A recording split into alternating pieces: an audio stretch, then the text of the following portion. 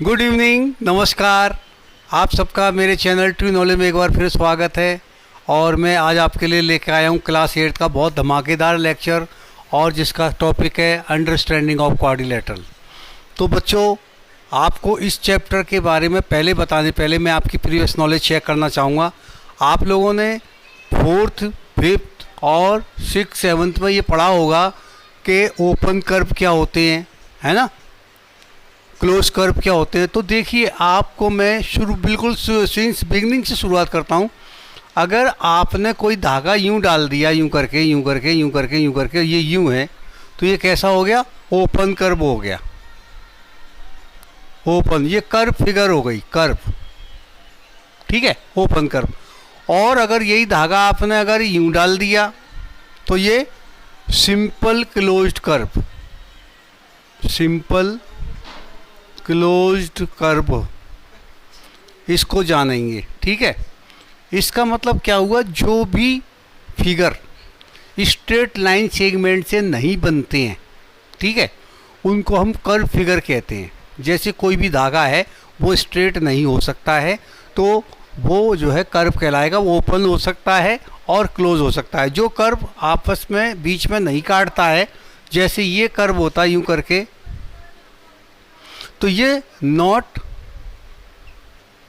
Simple closed curve. क्यों नहीं है? क्योंकि ये बीच में से कट कर रहा है, इसलिए सिंपल क्लोज्ड कर्व नहीं है, ठीक। ये सिंपल क्लोज्ड कर्व कब होता? जब ये इस तरीके का होता। अब जो फिगर लाइन सेगमेंट से बनती हैं, आपने लाइन सेगमेंट समझा होगा। Line segment, what is the line segment? Line segment is a part of A line, ठीक है। जैसे आप दुकान पे तार लेने जाते हैं तो एक तार का पूरा बंडल होता है। उस बंडल में से आप कहते हैं 5 मीटर तार दे दीजिए, 4 मीटर तार दे दीजिए, 1 मीटर तार दे, तो वो दुकानदार उसमें से काट के दे देता है, तो उसको हम लाइन सेगमेंट कहेंगे। इसी तरीके से जब आप एक रॉड लेते हैं पर्टिकुलर लेंथ की, जैसे फ़ोटो फ्रेम में, तो वो सभी क्या बनाते हैं? वो आपकी क्लोज्ड फिगर बनाते हैं, और उनको हम पॉलीगन कहते हैं। इसका मतलब जो फिगर, ठीक है, पॉलीगन्स क्या हुए? अब बात करते हैं पॉलीगन्स पे, ठीक है। पहले पॉलीगन्स के बारे में आपको मालूम होना चाहिए। ये तो पॉलीगन्स क्या होंगे? Figure made by line segment. तो सबसे पहला पॉलीगन क्या होगा? ट्रायंगल होगा। 2 लाइन से कभी पॉलीगन नहीं बनता है। तो ए, बी और ये सी, इसको हम, हमारी जो बिगनिंग होती है, बिगनिंग,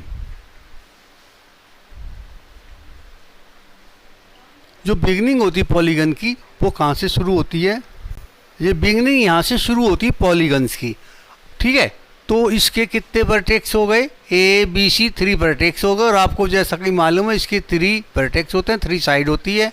और आपको और भी नॉलेज होगी इसकी, क्या बताओ? कि इसके इंटीरियर एंगल का सम 180 डिग्री होता है। वो सब आप पढ़ चुके हैं, टाइप्स ऑफ ट्रायंगल पढ़ चुके हैं। क्योंकि हमारा ये टॉपिक नहीं है ट्रायंगल, हमें बात करनी है क्वाड्रिलेटरल के बारे में। तो अब मैं आपको वो बेसिक कंसेप्ट बताने जा रहा हूँ, जिससे आपके क्वाड्रिलेटरल के सारे कंसेप्ट क्लियर हो जाएंगे और आपको क्रेमिंग की बिल्कुल ज़रूरत नहीं पड़ेगी। देखिए, अब क्वाड्रिलेटरल क्या होता है? सबसे पहले बताइए, क्वाड्रिलेटरल होता क्या है? क्वाड्रिलेटरल होता है एक four sided figure, 4 sided close figure, ठीक है। तो सबसे पहले आप लिख लें क्वाड्रिलेटरल, ठीक है। क्वाड्रिलेटरल में लिखिए आप क्वाड्रिलेटरल, क्वाड्रिलेटरल,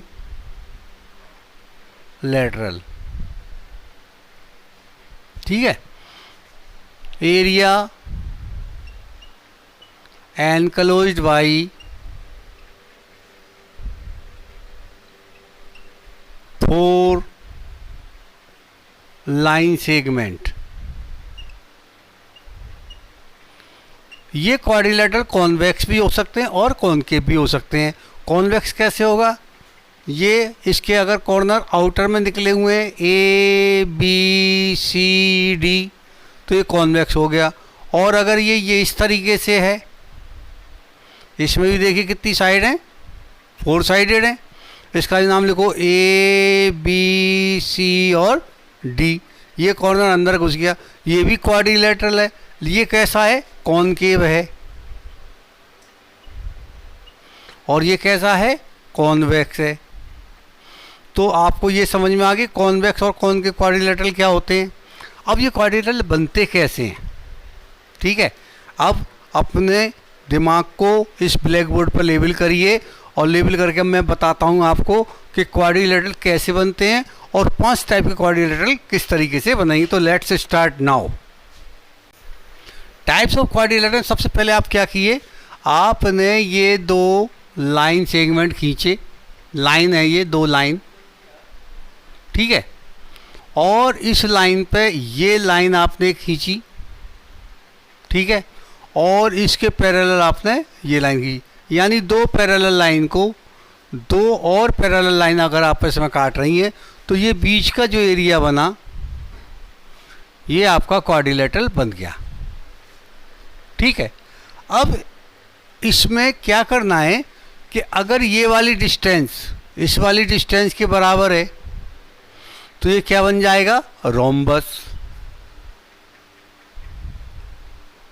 बन गया। ये वाली डिस्टेंस इस वाली डिस्टेंस के बराबर है। अगर इसी फिगर को आप ऐसे कर दें, ठीक है, और इस साइड को यूं खींच दें जैसे मैंने खींची है और इसको यूं खींच दें। अब ये वाली साइड इसके बराबर है और ये वाली साइड इसके बराबर है। इसका नाम ABCD दे दीजिए। ये सब जो गेम है ये इनलाइन सेगमेंट के डिस्प्लेसमेंट का है।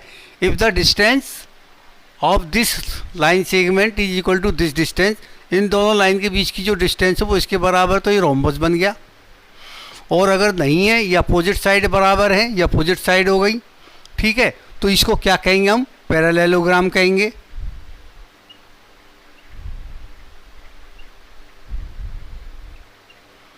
और इसी फिगर को अगर मैं यहाँ पर यूं कर दूं, ये 2 पैरेलल लाइन और ये मैंने इसको पकड़ के यूं कर दिया 90 डिग्री, ये ठीक है, और मैंने इसको ये कर दिया, तो एक आपका ये ब्लॉक बन गया। ये परपेंडिकुलर लाइन है, इसलिए ये जो फिगर बन गई इसको क्या कहेंगे हम, स्क्वायर। इसी से हम बनाते हैं, यानी इसको यूं कर दिया तो ये बन गया, इसको यूं दूर खींच दिया तो पैरेललोग्राम बन गया, ठीक है। इसको स्क्वायर कहेंगे, इसको लेबल कर देंगे। और इस वाली फिगर को मैंने ये कर दिया, ये लाइन और ये वाली लाइन, ठीक है। अब इन दोनों लाइन को मैं परपेंडिकुलर कर दिया, इस तरीके से कर दिया, तो ये क्या बन गया बच्चों, ये जो बन गया ये रेक्टेंगल बन गया 90 डिग्री, इसको रेक्टेंगल कहेंगे। और ये 2 लाइन खींची आपने, पैरेलल लाइन खींची, एक लाइन को यूं रहने दिया और एक लाइन को यूं कर दिया, तो ये अंदर की जो फिगर आई आपकी ये क्या हो गई, ट्रपेजियम हो गई। देखिए कितना इजी है, आपको रटने की बिल्कुल ज़रूरत नहीं है, ट्रपेजियम होगी। ये ऐसा भी हो सकता है, ये ऐसा भी हो सकता है। ये 2 लाइन खींची, एक लाइन को परपेंडिकुलर रहने दिया और एक लाइन को ये कर दिया आपने। ये जो अंदर कह रही है ये भी ट्रपेजियम ही कहलाएगा। तो आपने देखा कि जब 2 पैरेलल लाइंस को 2 पैरेलल लाइन इंटरसेक्ट करती हैं तो ये आपस में एक एरिया इनक्लोज करती हैं। ये लाइन अगर 90 डिग्री नहीं है और ये डिस्टेंस बराबर है तो ये रोम्बस हो गया, ठीक है। और ये डिस्टेंस बराबर नहीं है तो ये पैरेललोग्राम हो गया। ये डिस्टेंस बराबर, चारों साइड बराबर है तो ये रोम्बस हो गया और ये रेक्टेंगल हो गया। अब इसको मैं सीधा कर दिया, ट्विस्ट कर दिया, 90 डिग्री कर दिया तो स्क्वायर में कन्वर्ट हो गया और ये रेक्टेंगल में कन्वर्ट हो गया। इसी तरीके से मैंने इसको सीधा रहने दिया, इसको टेढ़ा कर दिया तो ये आपका एक बन गया और दोनों को यूं कर दिया तो ये ट्रपेजियम बन गई। तो dear student, they are the 5 types of the quadrilateral which are in front of you rhombus, parallelogram, trapezium, rectangle and the square. Clear. अब मैं आपको इसके एंगल के बारे में बताता हूँ, फिर इनकी और प्रॉपर्टी आपके टिप्स पे आ जाएंगी, और कैसे टिप्स पे आ जाएंगी वो मैं अभी बाद में बताता हूँ। तो सबसे पहले हम बात करते हैं इसके एंगल के बारे में। ठीक है, एंगल कंसेप्ट के बारे में इतना बढ़िया बताऊंगा मैं आपको कि आपको रटने की जरूरत। देखिए ये दो पैरेलल लाइन है ये, ठीक है, ये लाइन हो गई पैरेलल, ठीक है। अब इस वाली लाइन को ये वाली लाइन काट रही, पहले इस लाइन को देखिए, यहाँ तक बात समझ में आ गई सबको? नहीं समझ? अब देखिए ये वाला जो एंगल होगा, मान लो ये कितना है 60 डिग्री, तो ये एंगल भी 60 डिग्री होगा। ये आपने पिछली क्लास में पढ़ा होगा, इसको कोरस्पॉन्डिंग एंगल कहते हैं। ठीक है, बात समझ आ गई? तो ये पूरा एंगल कितना होता है 180 डिग्री, तो ये कितना हो जाएगा 120 डिग्री हो जाएगा। ठीक है, जब ये एंगल 60 डिग्री है तो ये वाला एंगल भी 60 डिग्री हो जाएगा। ये वर्टिकली अपोजिट एंगल हो गई। इस पॉइंट को मान लो बी, तो ये एंगल इसके बराबर हो जाएगा, ये एंगल इसके बराबर 120 डिग्री हो जाएगा। यहाँ तक बात समझ में आ गई? ये 60, ये 60, ये पूरा एंगल कितना बनना है 180 डिग्री। तो अब कितना रहे 180 में से माइनस करो, ये कितना रह जाएगा 120 डिग्री। और ऐसे भी बता सकते हैं ये 120, तो ये वाला एंगल भी कितना हो जाएगा 120 डिग्री, वर्टिकली अपोजिट एंगल, और कोई बात नहीं करनी है।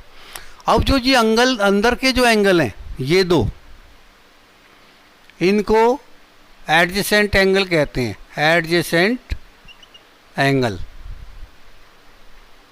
और इनका सम हमेशा 180 डिग्री होता है। ये 120 तो 60 डिग्री कैसे आया ये आपको पता चल गया। अब आपने क्या किया, इसके ही पैरेलल एक लाइन और खींच दी आपने। ठीक है, ये पैरेलल खींच दी, ठीक है, तो ये एंगल 60 डिग्री, तो ये एंगल 60 डिग्री आ जाएगा। ठीक है, क्योंकि ये इसके पैरेलल तो कॉरस्पॉन्डिंग एंगल हो गया। ये एंगल 120, तो ये एंगल 120 आ गया। समझ में आ गया? बोलो, आ रहा है ना? 120 हो गया क्योंकि ये कॉरस्पॉन्डिंग है। अब देखिए तो यहाँ से क्या हो गए, opposite angles of a quadrilaterals are equal. एक बात, पहली बात क्या निकली यहाँ से, अपोजिट, इनको अपोजिट एंगल कहते हैं। अपोजिट एंगल्स, ये यूनिवर्सल ट्रूथ है, ऑफ ए क्वाड्रिलेटरल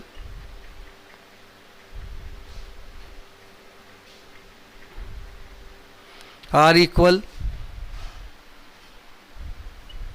ट्रेपेजियम को छोड़ के, और sum of adjacent angle is always 180 degree. Sum of, ठीक है, एडजेसेंट एंगल,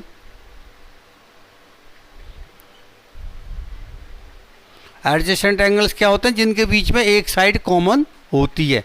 ठीक है, जैसे ये साइड है, ये ए और बी, यहाँ पे जो एंगल बनाएंगे, ठीक है, वो ये वाले एंगल और ये वाले एंगल, ये आपस में एडजेसेंट एंगल कहलाते हैं, एडजेसेंट एंगल। तो इनका सम जो है, sum of adjacent angle is always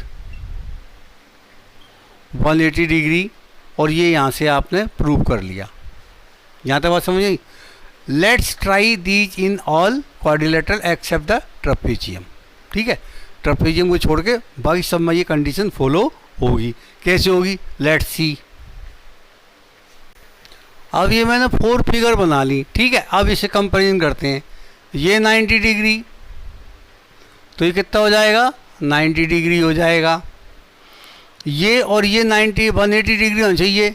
90 plus कितना ऐड किया जाए इसमें 180 डिग्री हो जाए 90, ठीक है। 90 plus x is equal to 180 degree, तो x कितना हो जाएगा 180 degree minus 90 degree is equal to 90 degree. तो ये एंगल 90 डिग्री आ गया। ये 90 डिग्री आया तो ये भी 90 डिग्री, इसे सब जगह लिखने की ज़रूरत नहीं है। यहाँ तक बात समझ आई? मान लीजिए एंगल 60 डिग्री है, तो ये कितना होगा 60 डिग्री होगा, और इन दोनों सम कितना होता है 180 डिग्री होता है। 180 में से इसको माइनस करें 120 डिग्री हो जाएगा। ये 120 डिग्री, तो यही 120 डिग्री हो जाएगा। यहाँ तक बात समझ आ गई? ये क्या हो गया आपका, बताओ, ये रोम्बस हो गया,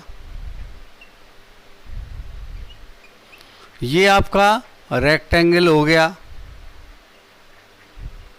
अब इसी बात को इसमें करते हैं, ये 60 डिग्री, ठीक है, बात वही रही तो ये 120 डिग्री आ जाएगा, ये 60 तो ये 60, और ये 120 तो ये 120 डिग्री। इसमें क्या है, इसमें ये pair, two pairs of opposite sides are equal, in this all four sides are equal but no angle is 90 degree. Here two pairs of opposite sides are parallel and equal but no angle is 90 degree. In the square each angle is the 90 degree. So you just decide the angle properties. अब ये सबको समझ में आ गया, इसमें two pairs of opposite side equal and parallel होते हैं और एंगल 90 डिग्री होता है। इसमें two angles of opposite sides are equal होते हैं और पैरेलल होते हैं but no angle is 90 degree, ठीक है।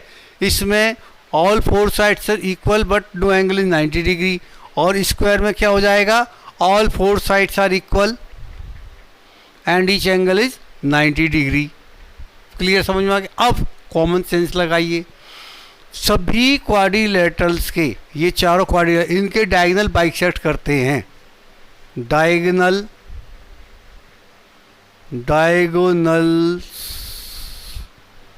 बाइसेक्ट ईच अदर,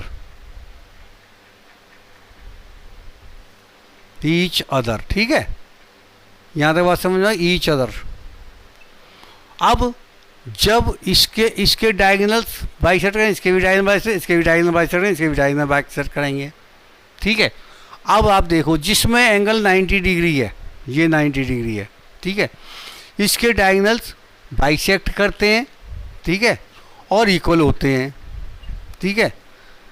रेक्टेंगल और क्या हुआ, स्क्वायर एंड स्क्वायर, ठीक है, डायगोनल्स आर इक्वल,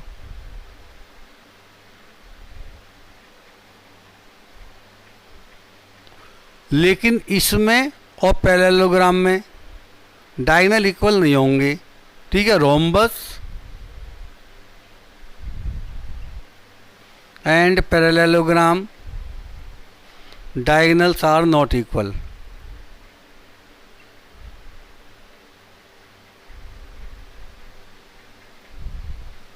अब एक पॉइंट और रह जाता है, क्या पॉइंट रह जाता है, वो ये रह जाता है कि रोम्बस में और स्क्वायर में डायगोनल परपेंडिकुलर बाइसेक्ट करते हैं, ठीक है। लेकिन थर्ड पॉइंट, फोर्थ पॉइंट, इन रोम्बस, और इस पर कई सारे न्यूमेरिकल क्वेश्चन पूछे जाते हैं, in rhombus and square diagonal bisect perpendicularly.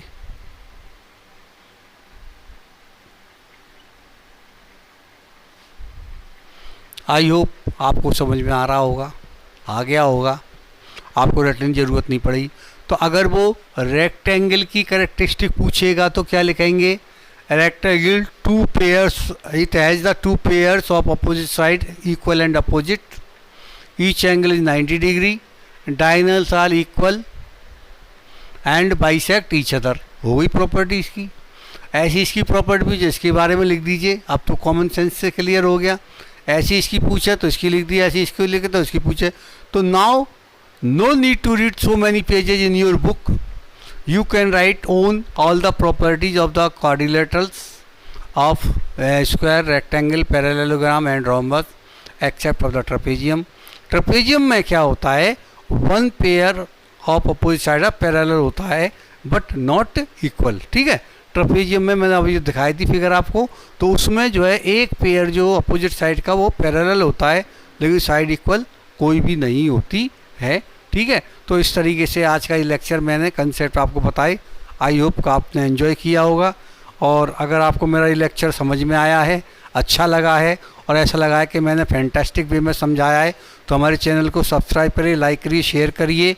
और जो हमारी जो एक मिशन है, mission of education from the true knowledge, please spread it, please convey to your friends and relatives, and those parents who are watching this video with their words, please send it and subscribe it more and more, so that the knowledge of this mathematics will be spread all over the India and each corner of the India, and the maximum of the student get benefited. So I am thankful to you all, your support and your cooperation. So today I am concluding my lecture. So Jai Hind, Jai Bharat.